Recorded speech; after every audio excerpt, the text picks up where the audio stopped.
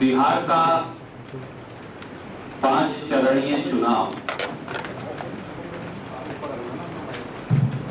विकास पूरक गठबंधन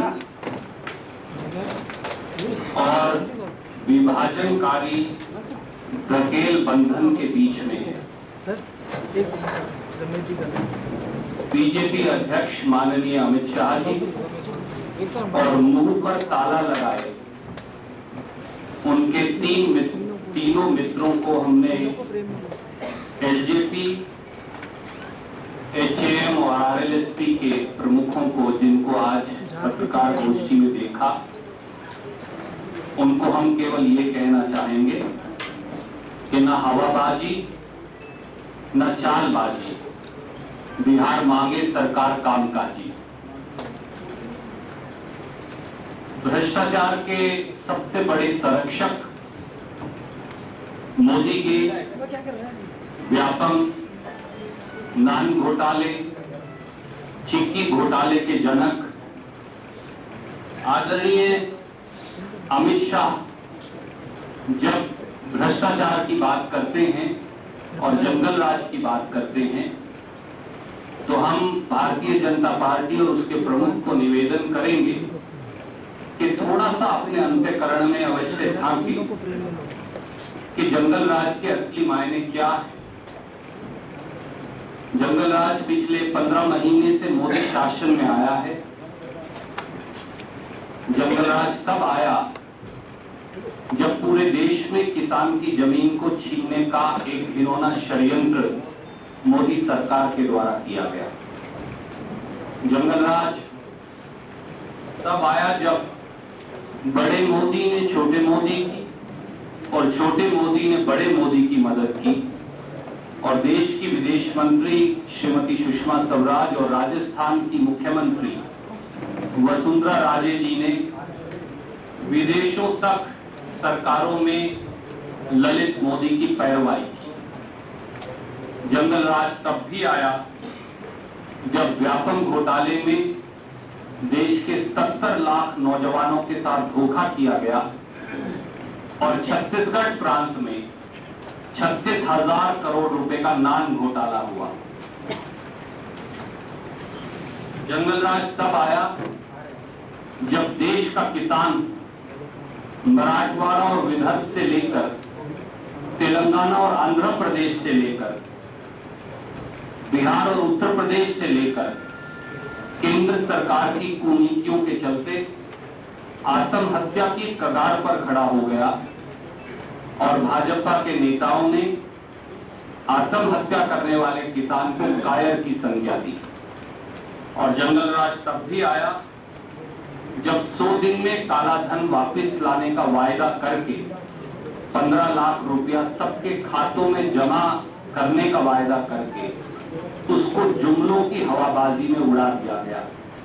और जंगल राज तब भी आया जब एक मजबूत अर्थव्यवस्था, जिसे कांग्रेस एनडीए की सरकार को सौंप कर गई थी, उस अर्थव्यवस्था को दिवालियेपन की कगार पर लाकर खड़ा कर दिया।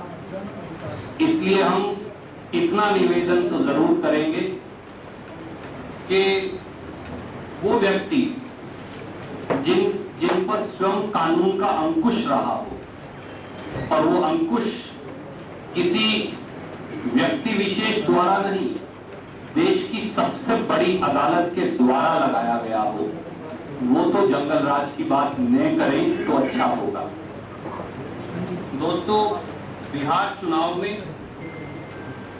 अपनी अवश्य भावी हार को देखते हुए मोदी सरकार ने और भाजपा ने निर्लज्जता से सरकारी मशीनरी का खुलेआम दुरुपयोग शुरू कर दिया है।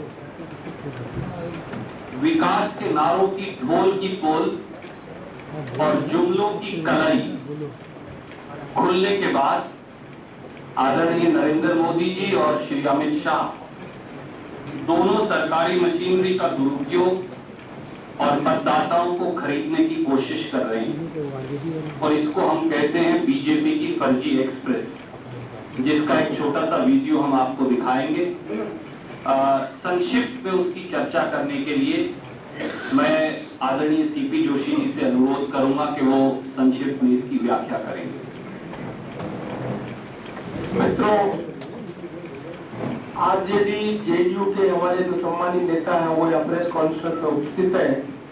वो इस बात का प्रतीक है कि हमारा जो महागठबंधन है उसकी केमिस्ट्री कितनी स्ट्रांग है।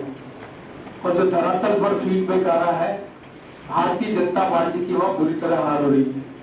उस हार से निकला कर मतदाताओं को प्रभावित करने के लिए वो किसे हरकतें अपना रहे हैं, वो भी एक वीडियो के माध्यम से आपके सामने रखेंगे।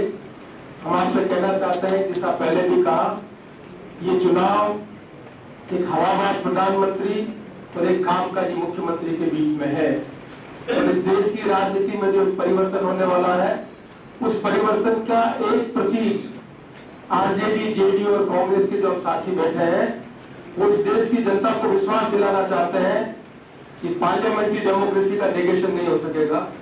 कोई एक व्यक्ति पार्लियामेंट्री डेमोक्रेसी को गिरफ्तार करके अपने मनमर्जी से देश को नहीं चला पाएगा। और इसी का मुकाबला करने के लिए हम जो एक होकर आज बिहार के चुनाव में जा रहे हैं, ये उपस्थिति आपको इस बात को ये आश्वस्त करेगी कि आज के माध्यम से हम भारत की जनता को कहना चाहते हैं कि आने वाले समय में प्रजातंत्र में पार्लियामेंट्री डेमोक्रेसी को नेगेट करने का जो कोशिश किया है, उसका लोकतांत्रिक तरीके से हम सब मिलजुल कर मुकाबला करेंगे। आदरणीय केसी त्यागी। मित्रों, 9 सितंबर को मुख्य चुनाव आयुक्त ने बिहार चुनाव के लिए अधिसूचना जारी की और जिसके साथ ही मॉडल कोड ऑफ कंडक्ट भी शुरू हुई और उसी दिन से ही इसका दुरुपयोग भी और उल्लंघन भी शुरू हो गया। जब पटना से रायपुर, पटना से मुंबई, पटना से भोपाल और पटना से जयपुर 7, 8, 9, 10, 11 इन तारीखों में 4 स्पेशल ट्रेन वहां से चली भारतीय जनता पार्टी के समर्थक लोगों को लेकर।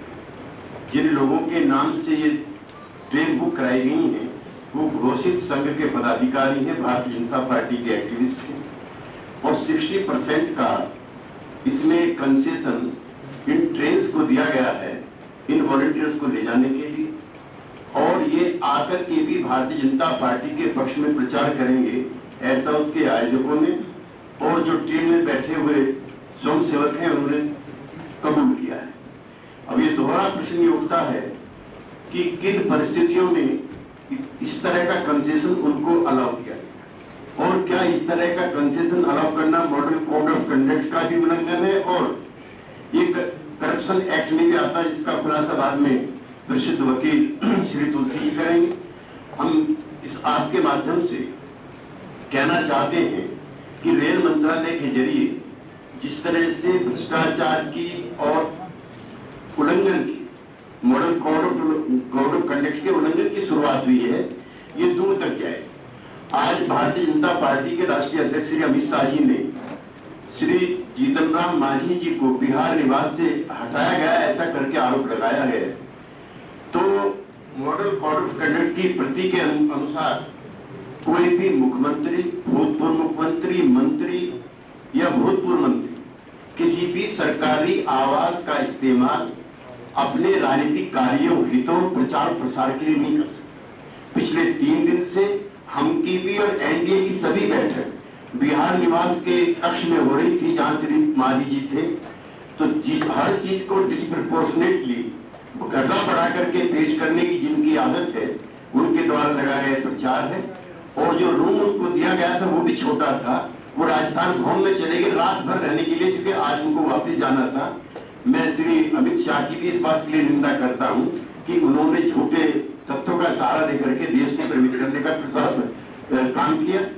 और जो रेल मंत्रालय के अधिकारियों द्वारा जिस तरह से इसका दुरुपयोग किया गया है, हम उसकी भी निंदा करते हैं। आज सुबह मैं श्री सुरजेवाला जी, श्री मनोज झा जी, हमारे मित्र साथी राज्यसभा एमपी पवन वर्मा जी और माननीय श्री तुलसी जी के नेतृत्व में एक प्रतिनिधिमंडल आज मुख्य चुनाव आयुक्त से मिला। हमने अपनी चिंताएं भी उनको बताई, कंसर्न भी बताया और वो क्लिप के जरिए जो आपके सामने भी अभी सुरजेवाला जी बता रहे थे, हमने उन सारे तथ्यों को उनके सामने रखा, उन्होंने सुना और हमको उनके बॉडी लैंग्वेज से लगा कि वो हमारी बातों से संतुष्ट है, जिस तरह की उन्होंने क्वेरी की। तो मैं अपनी बात को यही विराम देते हुए कि चुनाव का शुरुआत होते ही किस तरह से मॉडल कोड ऑफ कंडक्ट का दुरुपयोग किया जा रहा है और हम मुख्य चुनाव आयुक्त से तुरंत और अविलंब प्रभाव से इन ट्रेनों को रद्द करने और जिन लोगों ने ये काम किया है उनके विरुद्ध कार्रवाई की जाए, इसकी आशा के साथ मैं अपनी बात को विराम देता हूं। धन्यवाद। आदरणीय पवन वर्मा। दोस्तों, आपने अभी त्यागी जी से जो हुआ है उसके कुछ तथ्य सुने और ये बहुत जरूरी है हमें समझने के लिए कि हुआ क्या है। देखिए, 4 ट्रेन बुक होती, एक 7 तारीख के लिए, एक 9 तारीख के लिए, एक 11 तारीख के लिए, एक 13 तारीख के लिए। पहली ट्रेन पटना टू रायपुर और वापस, दूसरी ट्रेन पटना टू मुंबई और वापस, तीसरी ट्रेन पटना टू भोपाल और वापस और चौथी ट्रेन पटना टू जयपुर और वापस। 9 तारीख से मॉडल कोड ऑफ कंडक्ट आ गया है, ये ट्रेन ही 9 तारीख को चल रही है और लौटेगी 13-14 तारीख तक। इसमें सवाल कौन है? इसमें बीजेपी के पार्टी वर्कर्स सवार हैं।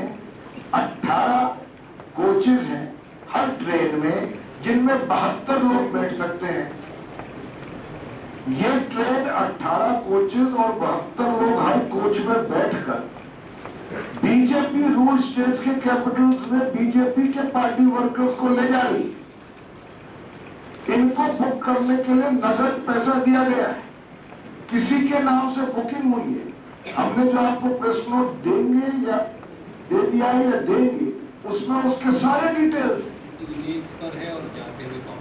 और जाते हुए आपको कॉपी मिलेगी, सारे डिटेल्स हैं किसके नाम से ये बुकिंग हुई है। और ये इसमें जाते हैं इन ट्रेनों में, वहां बड़ी बड़ी एयर कंडीशन बसेस इनको रिसीव करती, इनको होटलों में लिया जाए, वहां इनका तिलक सम्मान होता है और ये वापस लौट करके बीजेपी के इलेक्शंस में काम करने के लिए तैयार किए गए हैं और वोटरों के रूप में काम करेंगे। अब ऐसी परिस्थिति में रेल मंत्रालय केंद्र का इन 4 ट्रेन को 60% का कंसेशन दे देता है खर्चे। यानी 9 तारीख के बाद तो ट्रेन चल रही है, when model code of conduct has come and the central ministry of railways has given a concession of 60% on the cost of these trains. These trains are carrying BJP party workers. तो एक मैं इसलिए आपको इसका बयान कर रहा हूं, उसका पूरा ब्यौरा जो है वो दिया हुआ है, आपको सब कुछ मिल जाएगा। आपको अभी क्लिप भी दिखाएंगे जिसमें आपको विकास, उसका नाम है विकास एक्सप्रेस, उसमें आप देखेंगे किस तरह के लोग जा रहे हैं, उसमें वो क्या कहते हैं, तो वो सारा ब्यौरा मिल जाएगा। मेरे कहने का तात्पर्य ये सिर्फ है कि अमित शाह जी और उनके जो सर्वोच्च प्रेरणा के स्रोत हैं वो चुनावी रणनीतिकार माने जाते हैं। कहां तक वो सफल है, वो तो दिल्ली में जो इलेक्शन हुए थे असेंबली के, उसने दिखा दिया है। पर जो तथ्य सामने आपके आए हैं उससे ये बिल्कुल साफ हो रहा है कि ऐसी रणनीति में अनैतिक, असंवैधानिक, गैर कानूनी षड्यंत्रों का इस्तेमाल है। और ये तो हमने इस बात को खोज निकाला है। ऐसे कितने और केसेस हो रहे हैं जहां केंद्र के साथ मिलकर के किसी मुखौटे के पीछे, how do you, I ask you a question, how do you create a level playing field in an election? ये जो फर्जी एक्सप्रेस है, जो हमने नाम दिया है विकास एक्सप्रेस का, ये फर्जी express with the direct कल्यूजन, involvement, support and participation of the central government on an occasion when the model code of conduct has already come. How do you create a level playing field? How many laws are violated? वो तुलसी साहब आपको और बताएंगे बस मैं इतना आपसे कहना चाहता हूं कि जो ये चीज हुई है और जो सामने आई है और जिसके तथ्य मैंने हमने आपके सामने रखे हैं, उसके आपको और चुनावों में बहुत उदाहरण नहीं मिलेंगे। तो ये मामला हम चाहते हैं कि लोगों तक पहुंचे। ऐसे अभी रंजीत जी ने कहा, बिहार में जो लड़ाई है, मैं हमेशा कहता हूं कि दो तरह की राजनीति की है। एक जिसमें विकास है, सुशासन है, गुड गवर्नेंस है, आर्थिक प्रगति है, इकोनॉमिक डेवलपमेंट है, सामाजिक न्याय है, और ये सब एक भाईचारे और सौहार्द के माहौल। और दूसरी तरफ विकास का खोखला ढोल जो लोग समझ चुके हैं। तो चुनावी मुद्दों की कटुता अलग है। क्या आप अनैतिक ढंग करेंगे इस्तेमाल चुनाव जीतने के लिए? वादे तो आप कुछ भी कर सकते हैं वोट लेने के लिए, but will you now also break the law? That is the question I want to raise in this press meet. Thank you. Thank you sir. Shri KTS Tulsi.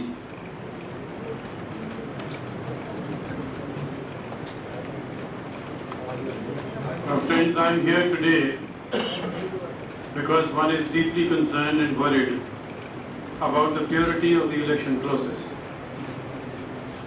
There is a blatant misuse of the government machinery for taking thousands of their workers on a free excursion to several places. And the trains are being provided at almost half the price. One doesn't understand whether this is bribery. There can be no other name that one can give to this. Bribery in criminal law, in the election law, is anathema. You don't only buy voters by giving them money, you also give them attractions and temptations of crime of the kind that are being given. There is now definite concrete evidence of concession having been given to the applicant, who is a senior functionary of the RSS, and the concession may have been given on the directions of the railway minister. The officers may have compromised with their integrity. It is not a case of mere breach of model code of conduct. Model code of conduct is brought into force to ensure level playing field for all parties. The level playing field is flagrantly being violated by this sort of excursion provided to thousands of people at government, partly at government expense and partly through the bribe. Whatever expenditure is incurred in hosting them in the hotels, in all these places, after all, who has paid this? What would be this nature of contribution? Why this sudden love for tourism? Is it not a kind of a favor, monetary favor done to these people, so that when they come back, they will become committed campaigners for the political party? And this is happening after the model code of conduct has come into force. So one is very worried. It may amount to several offences. Offences under the Criminal Procedure, under the Prevention of Corruption Act, offences under the Penal Code. The question really is that who is going to uphold the law? We have brought these to the attention of the Election Commission, and we do hope that appropriate action will be taken without delay.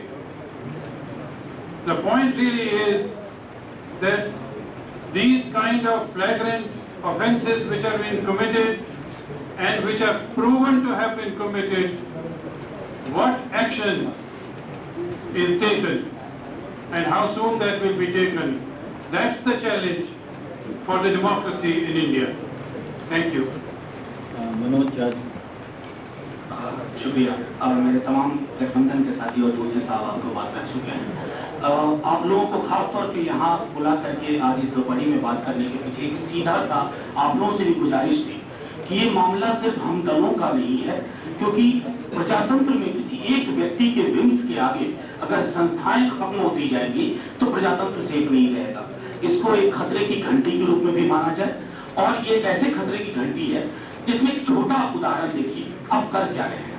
आप model code of conduct का सिर्फ violation नहीं कर रहे हैं, आप चुनाव आयोग जैसी संस्था और स्थापित मानदंडों का मखौल उड़ा रहे हैं, क्योंकि लगता है कि केंद्र में जो सत्ता में आप आए हैं उस सत्ता में आने की वजह से आपको खुली लाइसेंस है, आप किसी भी प्रकार कोई भी निर्णय लीजिए और आपके तमाम निर्णय आपको सिर्फ चुनाव में किसी तरह आपकी सीट बर्बाद है।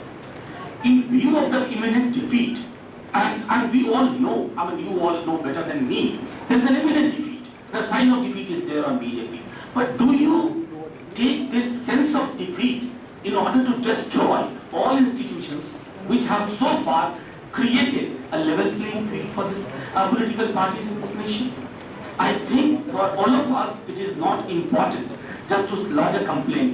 We want serious action, and we want a message to go across from this press conference to the entire nation that democracy is not safe if we continue to allow this kind of violation, not only of model code of conduct, but also decimating institutions which have preserved democracy against all odds in this country. Thank you so much. Before we take questions, it's a 2.5 minute clip. Maybe you have can you have the lights off?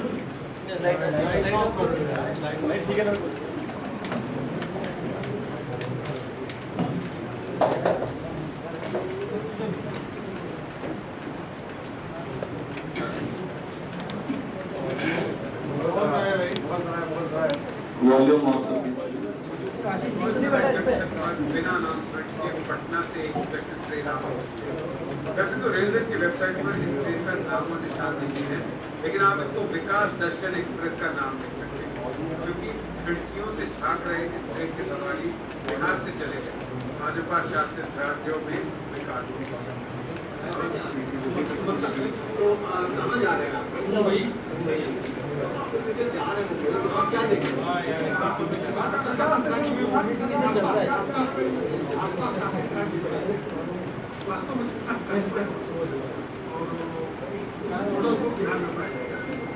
बताया जा रहा है जयपुर के एक NGO ने पूरे train को book किया है। 14 बोगियों में भरकर लगभग 1000 लोगों को बिहार के अलग अलग जगहों से इकट्ठा करके ले जाया जा रहा है। कैमरा पर सब लोग बात करना नहीं चाहते और कुछ लोग तो कैमरा पर चेहरा भी नहीं दिखाना चाहते। कुछ गिने चुने लोग हैं जिन्हें बात करने दिया जा रहा है और उनकी कोशिश है कि इस रिपोर्टर को बताया जाए कि इस ट्रिप का आयोजन किसी पार्टी ने नहीं किया है।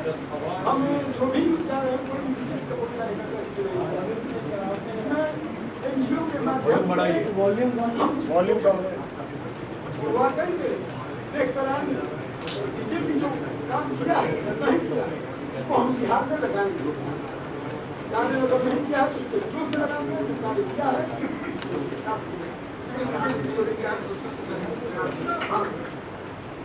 जो भी हो ये एनजीओ काफी फैला हुआ लगता है। मुगलसराय जंक्शन पर इसके प्रतिनिधियों ने बढ़िया इंतजाम किया है, लेकिन इस तेजी से फटाफट खाने के पैकेट भी बांटे जा रहे हैं। अंदर वॉलंटियर भी सेवा में लगे हुए हैं। कुछ लोगों ने मुझे बताया कि हर बड़े स्टेशन पर ऐसा इंतजाम होगा। इस बीच कुछ लोग स्टेशन पर टहलने उतर रहे हैं तो मैं माइक लेकर पहुंच गया। एक ने कहा घूमने जा रहे हैं, किसी ने कहा रोजगार ढूंढने जा रहे हैं मुंबई। हम लोग देखने जा रहे हैं यहाँ पे क्या डेवलपमेंट करेंगे, यहाँ क्या देखेंगे व्यवस्था मिलेगा उस हिसाब से हम लोग वहाँ पर करेंगे, वहाँ देखेंगे।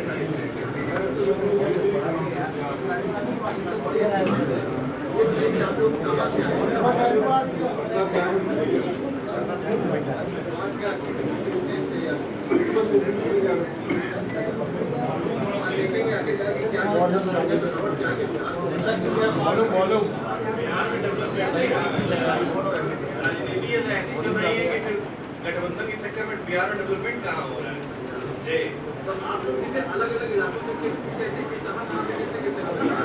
जैसे हम लोग बिहार में क्या कि रोजगार नहीं है तो हम लोग मुंबई में जा रहे हैं रोजगार के लिए बिहार में अच्छा एजुकेशन नहीं मिल पाता जैसे यहाँ बनारस में आते हैं कुछ लोग एजुकेशन के लिए दिल्ली में जाते हैं ये सारी जो फैसिलिटी है वो हमारे बिहार में नहीं मिल रही है इसलिए हम फिर यहाँ से माइग्रेट कर रहे हैं Since it's a longish clip further, so we'll send you on a link to you so that you can do it without taking any further time of yours.